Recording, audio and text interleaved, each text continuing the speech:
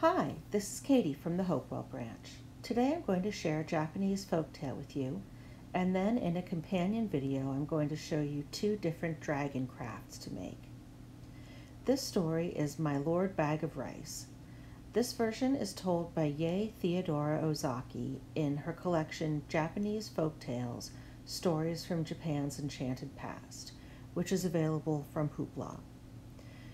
This painting is by Katsushika Hokusai, and he painted it in 1844. I think that this dragon is just like what the dragon in the story looks like.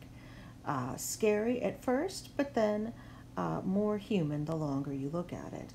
So take a look at the picture or just space out and enjoy the story. My Lord Bag of Rice. Long ago there lived in Japan a brave warrior known to all as Taira Toda, or My Lord Bag of Rice. His true name was Fujiwara Hidesato, and there is a very interesting story of how he came to change his name. One day he sallied forth in search of adventures, for he had the nature of a warrior and could not bear to be idle. So he buckled on his two swords, took his huge bow, much taller than himself, in his hand, and slinging his quiver on his back, started out. He had not gone far when he came to the bridge of Seta no Karashi, spanning one end of the beautiful Lake Biwa. No sooner had he set foot on the bridge than he saw lying right across his path a huge serpent dragon. Its body was so big that it looked like the trunk of a large pine tree, and it took up the whole width of the bridge. One of its huge claws rested on the parapet of one side of the bridge, while its tail lay right against the other. The monster seemed to be asleep, and as it breathed, fire and smoke came out of its nostrils. At first, Hidesato could not help feeling alarmed at the sight of this horrible reptile lying in his path, for he must either turn back or walk right over its body. He was a brave man, however, and putting aside all fear, went forward dauntlessly. Crunch, crunch, he stepped now on the dragon's body, now between its coils, and without even one glance backward, he went on his way. He had only gone a few steps when he heard someone calling him from behind. On turning back, he was much surprised to see that the monster dragon had entirely disappeared, and in its place was a strange-looking man who was bowing to the ground. His red hair streamed over his shoulders and was surmounted by a crown in the shape of a dragon's head, and his sea-green dress was patterned with shells. Hidesato knew at once that this was no ordinary mortal, and he wondered much at the strange occurrence. Where had the dragon gone in such a short space of time? Or had it transformed itself into this man? And what did the whole thing mean? While these thoughts passed through his mind, he had come up to the man on the bridge and now addressed him. "Was it you that called me just now?" "Yes, it was I," answered the man. "I have an earnest request to make of you. Do you think you can grant it to me?" "If it is in my power to do so, I will," answered Hidesato. "But first, tell me who you are." "I am the Dragon King of the lake, and my home is in these waters, just under this bridge." "And what is it you have to ask of me?" asked Hidesato. "I want you to kill my mortal enemy, the centipede, who lives on the mountain beyond." And the Dragon King pointed to a high peak on the opposite side of the lake. "I have lived now for many years in this lake, and I have a large family of children and grandchildren. For some time past we have lived in terror, for a monster centipede has discovered our home, and night after night it comes and carries off one of my family. I am powerless to save them. If it goes on much longer like this, not only shall I lose all my children, but I myself must fall a victim to the monster. I am therefore very unhappy, and in my extremity I determined to ask the help of a human being. For many days with this intention, I have waited on the bridge in the shape of the horrible serpent dragon that you saw, in hope that some strong, brave person would come along. But all who came this way, as soon as they saw me, were terrified and ran away as fast as they could. You are the first person I have found able to look at me without fear, so I knew at once that you were a man of great courage. I beg you to have pity on me. Will you not help me and kill my enemy, the centipede?" Hidesato felt very sorry for the Dragon King on hearing this story, and readily promised to do what he could to help him. The warrior asked where the centipede lived so that he might attack the creature at once. The Dragon King replied that its home was on the mountain Mikami, but that as it came every night at a certain hour to the palace of the lake, it would be better to wait till then. So Hidesato was conducted to the palace of the Dragon King under the bridge. Strange to say, as he followed his host downwards, the waters parted to let them pass, and his clothes did not even feel damp as he passed through the flood. Never had Hidesato seen anything so beautiful as this palace built of white marble beneath the lake. He had often heard of the Sea King's palace at the bottom of the sea, where all the servants and retainers were saltwater fishes, but here was a magnificent building in the heart of Lake Biwa.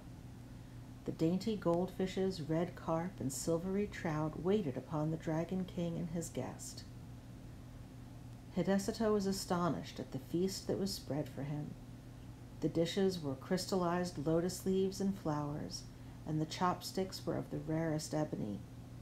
As soon as they sat down, the sliding doors opened, and 10 lovely goldfish dancers came out, and behind them followed 10 red carp musicians with the koto and the samisen.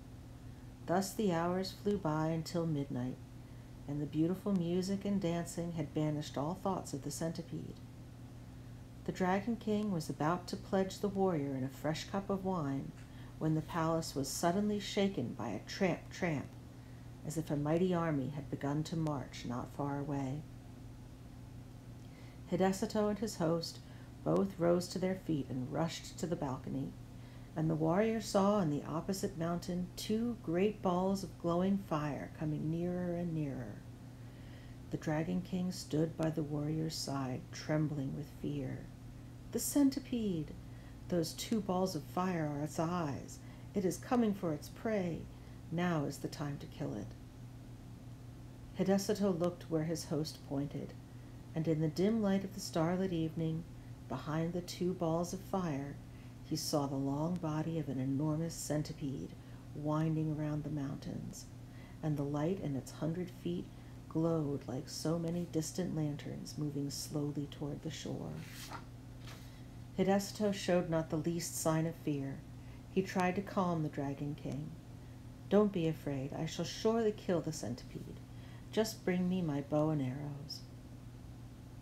The Dragon King did as he was bid, and the warrior noticed that he had only 3 arrows left in his quiver. He took the bow and, fitting an arrow to the notch, took careful aim and let fly.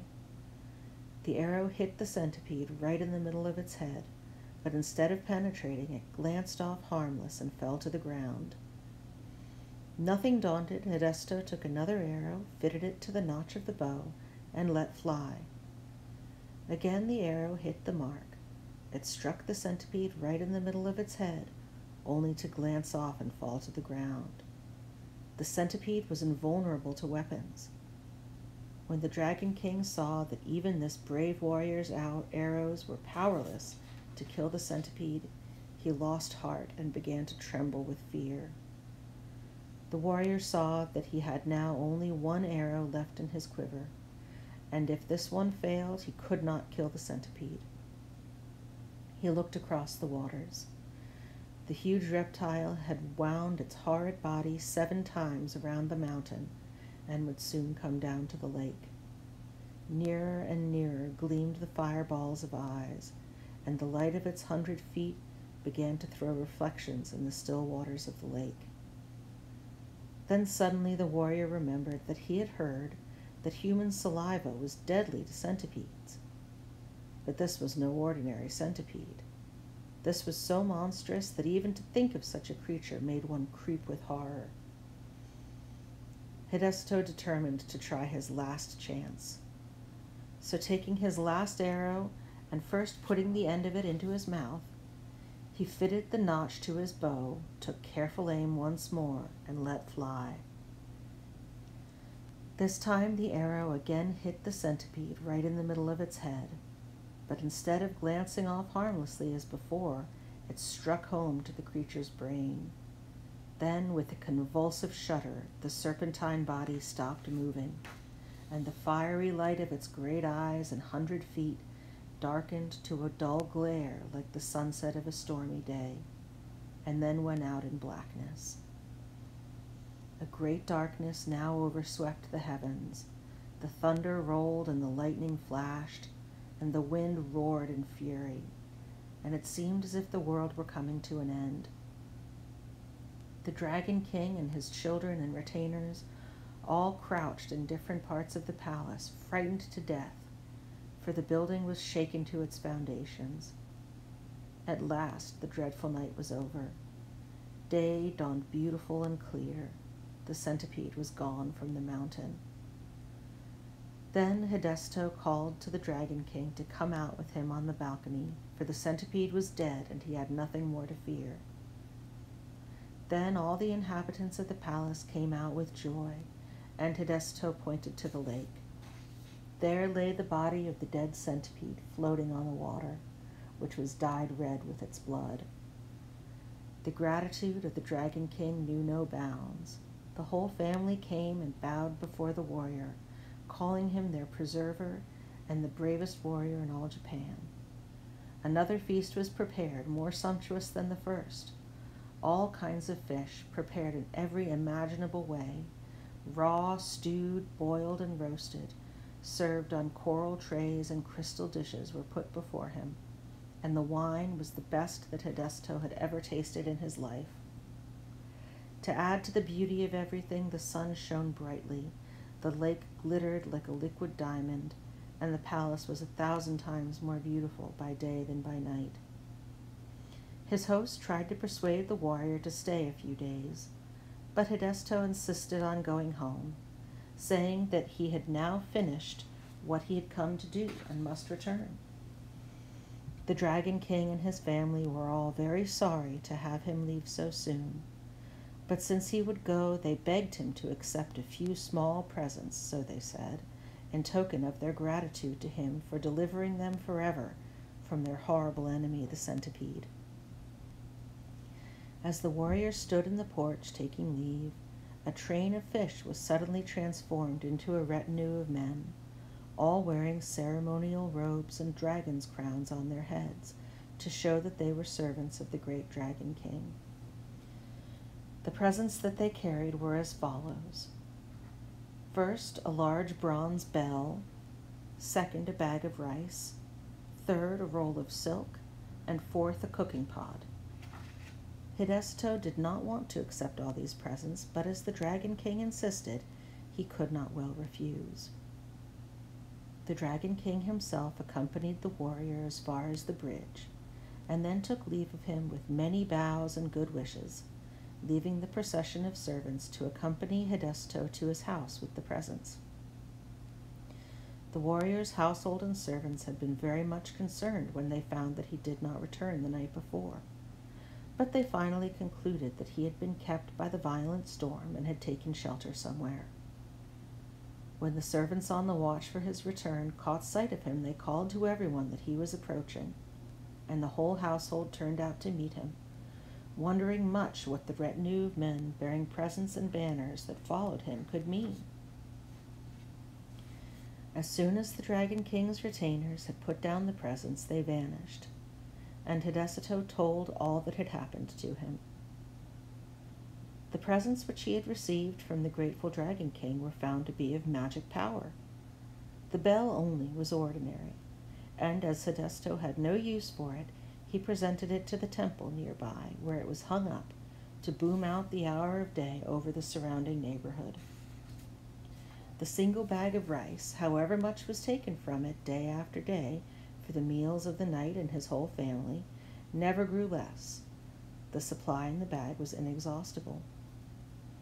The roll of silk, too, never grew shorter, though time after time long pieces were cut off to make the warrior a new suit of clothes to go to court in at the new year. The cooking pot was wonderful too.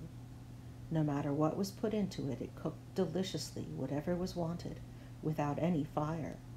Truly a very economical saucepan.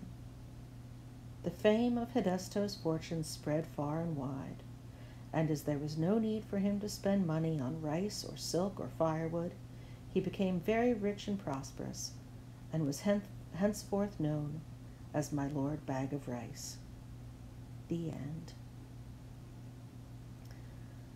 I hope you enjoyed the story. I'm especially fond of it because I really like that in this story, instead of the knight slaying a terrible, dangerous dragon, this knight actually ends up helping a dragon who's being terrorized by another monster. So stay tuned. In the next video, I'm going to show you how to make two different kinds of dragon. One that's a light box that actually lights up, and the other is a very shiny dragon made out of tinfoil. So I'll see you soon. Thanks.